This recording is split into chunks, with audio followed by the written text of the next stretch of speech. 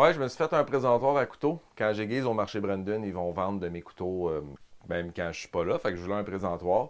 Fait qu'encore une fois, quelque chose de bien simple, une petite boîte en pain. Cette fois-ci, la teinture, j'en ai mis un peu plus. OK, les couteaux ils tiennent, mais c'est pas top encore. Mais c'est pas fait pour être brassé, la boîte. La teinture, j'en ai mis plus épais. Pas ça fini avec une petite cire à bol. C'est de la cire à planche à découper puis à bol à salade. Faudrait que je trouve quelque chose d'autre.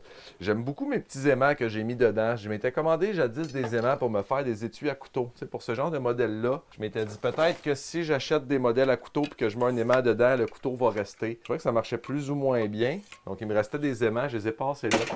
Faudrait que je refasse mes modèles de manche à couteau. C'est ça, j'avais différentes grosseurs d'aimants. Fait que juste un morceau de bois avec les aimants.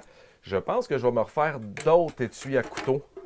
Puis je vais faire des designs avec les aimants pour faire comme un motif qui va être esthétique. Cette fois-là, je suis allé chercher du bois, fait qu'il était pas à l'intérieur, il était déjà storé à l'intérieur, donc il n'a pas séché. Ça craque pas. C'est des petits détails. Je tripe un petit peu sur le bois ces temps-ci. Je suis allé m'acheter justement en allant au moulin. J'ai vu qu'il y avait d'autres essences de bois, fait que j'ai dépensé 250$ en essence de bois dur pour faire des planches à découper parce que je trouvais que c'était une idée de génie de faire des planches à découper. Fait qu'on va voir si ça va se vendre. Elles sont très belles. Je vous les présente dans une autre vidéo. Fait que oui, ça a coûté cher. Mon autre erreur aussi, j'ai genre du plastic wood ou de la pâte à bois pour boucher les craques parce qu'il y a quand même des choses qui n'étaient pas parfaites. Puis elle s'étendait très mal. Fait que je me suis dit que j'allais attendre qu'elle sèche. Puis je vais la sabler, mais d'un coin, ça se sable très mal. T'sais. Pour vrai, si jamais vous avez besoin d'une leçon, tu sais, comme de bien faire les choses du premier coup plutôt que les réparer, c'est souvent plus avantageux. Tu sais, t'es mieux comme de bien appliquer ta pâte à bois plutôt que d'en mettre plus épais puis de sabler l'excédent. C'est juste ça, le truc que j'aurais à donner. On apprend, on apprend. Je trouve ça beau, moi.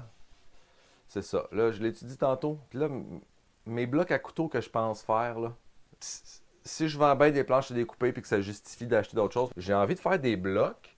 Puis de faire, je vous le dis, mais vous pouvez me piquer l'idée, je trouve que c'est une idée de génie. Je vais faire des constellations. Comme par exemple, tu mets les aimants en forme de grand ours. Puis là, entre la forme de la grande ours, les lignes, tu mets des petits aimants pour que ça tienne pareil. Fait que là, les personnes qui achètent le bloc à couteau, ils ont comme des constellations sur lesquelles ils viennent coller. Tu sais, je suis pas parfait dans tout, mais je trouve que des fois, j'ai des idées de génie. Puis là, je trouvais que les aimants, à la place des cacher, de les rendre apparentes puis de faire un motif avec les aimants, je trouvais vraiment que c'était génial. Fait que souhaitez-moi bonne chance pour vendre bien des planches à découper pour que je puisse vous montrer mon nouveau projet de bloc à couteau. On se revoit bientôt.